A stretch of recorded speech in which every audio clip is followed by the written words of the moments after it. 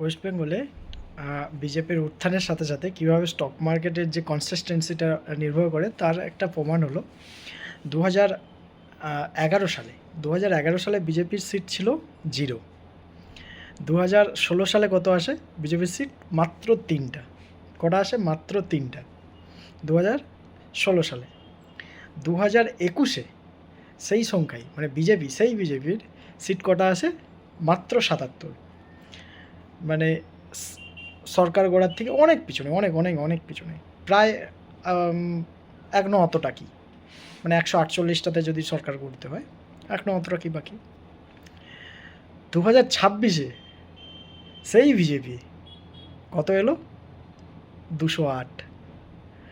তো 2011 থেকে 2026 পর্যন্ত যদি আমরা দেখি তাহলে দেখতে কি পাবো?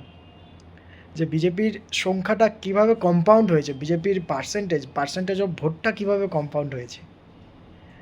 তো স্টক মার্কেটে কনসিস্টেন্সিটা কীরকম ইম্পর্টেন্ট সেটা হচ্ছে ওয়েস্ট বেঙ্গলে বিজেপিকে দেখলে বোঝা যায়। তো স্টক মার্কেটেও সেম, টাকাটাকে ছোট যখন থাকবে তখন আপনি বুঝতে পারবেন না যে টাকার অ্যামাউন্টটা কীভাবে কম্পাউন্ড হচ্ছে। যত সময় দেবেন, যত বেশি বেশি পরিমাণে সময় দেবেন, তখনই দেখবে আপনার কম্পাউন্ডিংয়ের পাওয়ার। তো সময় দেন স্টক মার্কেটে, ইনভেস্ট করুন এবং ইনভেস্ট শেখার জন্য এই চ্যানেলকে সাবস্ক্রাইব করুন। Thank you.